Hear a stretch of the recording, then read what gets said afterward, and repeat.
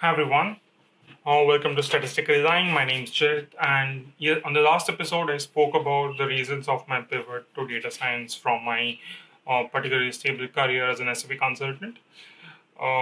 This in this episode, I want to talk about the steps that I have taken for the transition, and particularly what mistakes I have done during the transition. When I started my first transition, it was back in 2019, in the mid of 2019, roughly. At that time, the data science was just picking up, the trend was coming in, and I did follow the trend, although I knew I had to pivot, but I was not sure in which line I had to. I was familiar with a bit of coding, and analytics is something that I'm reasonably good at, although not the kind that I'm doing right now. So I went into researching what alternate career options can I have. Since data science was picking up at that time, there was a lot of advertisements or lots of chatter going on. And I looked into that option, and it seemed something that I could do, in spite of the fact that I was not good at statistics or probability back in my school. And those were probably my least favorite topics in mathematics and my least scoring as well. But hey, you know what? You grow, you take up the difficult topics and you grow with it, right? Anyway, so I did a lot of research back then, and at that time there was no particular roadmap available like you see right now. You know, every year they update the roadmap, although it's roughly remains the same with some new topics getting added now and then. But it's there's no roadmap back then, right? No, not much content back then. So what I did was I did a lot of research, and there was a lot of I was on Reddit at that time. I looked up on Quora, Reddit, etc., and I figured out that the most common things to do to at least to get the hard skills were to learn the languages like Python and SQL, Python or SQL, and I looked up a lot of JDs as well, job descriptions. And so I found out that yeah, so you need to know Python, R, SQL, statistics, machine learning. It was quite intimidating to be honest, but yeah, that's all right. So it was honestly, yeah, it was intimidating because there was a lot to cover, and all these topics I barely knew anything about. So yeah, those were my first steps that I've taken. Over the time, I did get better at it, but let me just go through the mistakes that I have made. My first mistake is I should have chosen one particular language. Right now, I am more proficient in Python than R, and I choose Python over R unless the job requires me to do so. So that is the first mistake I made, is not picking a language. When I started off, it was initially with R. However, that was mostly because I learned that R is an analytics language, like it was a statistical language. It was built for statistics. So I thought, okay, since analytics is statistics, so yeah, I could pick up R and then learn with it, right? It was interesting all the while, but then I came across a lot of trouble, and it was not very beginner friendly. It's not very beginner friendly, and yeah, so I did face a lot of trouble. So I pivoted to Python again. Lots of pivots, I tell you. The thing is, I even hate pivot. I suck at pivots, by the way. So yeah, jokes apart. I moved to Python, and Python is something I was familiar with. The basic syntax I'm very familiar with from my college days, but I had to, go much beyond that. So I chose to stick to Python, and yeah, that is something that I chose to do, and I stuck to Python.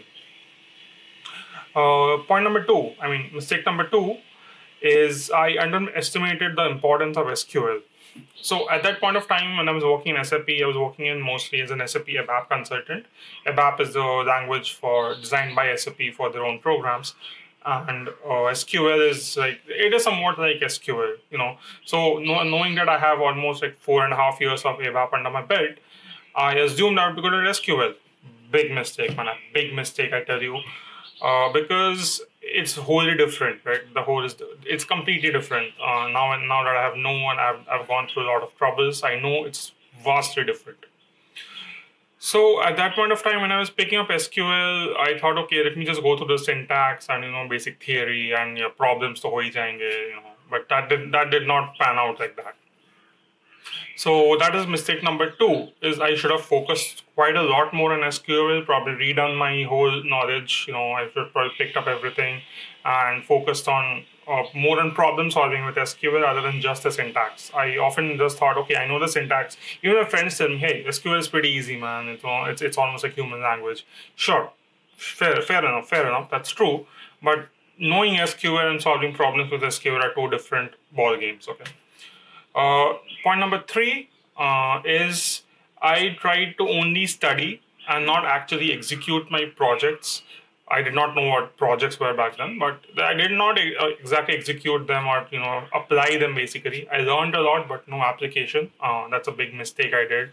I went through a lot of courses, videos, and everything, but I did not apply them a lot. Right? I did not know about Kaggle back then, so I was like, I worked with basic data sets like Titanic, House, the ones that everyone works with, right? And I just did a very few basic pandas function on them. So not much exploration or not much application. That is a big mistake that many people still do. I believe it's better that you practice a lot. You practice your whatever you learn, you practice on it rather than just learning and not doing anything about it. So that is something I really believe it should be. And point number four is I did not choose a proper medium of study. Everyone studies in a different way. For me, it's usually books and written material rather than videos because I tend to get distracted a lot from just from videos. So yeah, you should probably choose a particular medium of study. If you like videos and audiovisual way of learning, you should go use that. If you like reading books or paper material or even PDFs, so you should choose that. And the last point is I was toggling between resources a lot, right? I was like, okay, for this guy, I'm using Python, and then for suddenly I have to go and switch something else for the same thing, right? For the same thing, I want to switch something else. For SQL, I toggle between multiple resources. So this is something that happens if I am watching videos. This is again to the previous point that since I was watching videos, I used to just toggle, especially when you see the recommended videos, right? You just switch to something else, just to try. If someone doesn't work out for you, the accent is too heavy, or they are not explaining the concept very well, then you just move on to something else. But then you keep toggling. That's the problem. So I believe you should really sticking to one source, and that's the reason why I prefer books, because you have books. When you have books, you have a particular framework. They are given you're given a particular way of finishing the chapters. So one chapter builds upon the previous ones. So yeah, so books do work for me a lot. So you should not be toggling between too much resources. Do not jump from one YouTuber to another, or in whatever you're learning, or maybe like one mode of learning to another. So just stick to one and finish it through. And once you have finished it through, and then you can probably move to something else. Of course, if it doesn't work for you, if it doesn't work out for you, just move to someone else immediately, right? You just do not hang around if somebody doesn't work for you. So yeah, those are my major five mistakes that I have did, and please do not make them. It's very important, to not waste time a lot, especially considering people who are moving into data science right now, or looking for data science jobs right now. It's very important that you do not make these mistakes and waste a lot of time. Uh, yeah, that's. I wish I had not wasted so much time, but hey, what can I say? Experience is the greatest teacher of all. All right. Thank you for listening, and that's all for today. And in the next episode, I'll be covering the consequences of making a transition. Right. It's not always a happy to do bed of roses kind of a thing. Because every decision you make has as Newton's third law says, every action has equal and opposite reaction. So yeah, next episode I'm going to talk about that. What happens when I did decide to make a pivot. If you have watched it here, thanks a lot, and have a great day. Bye bye.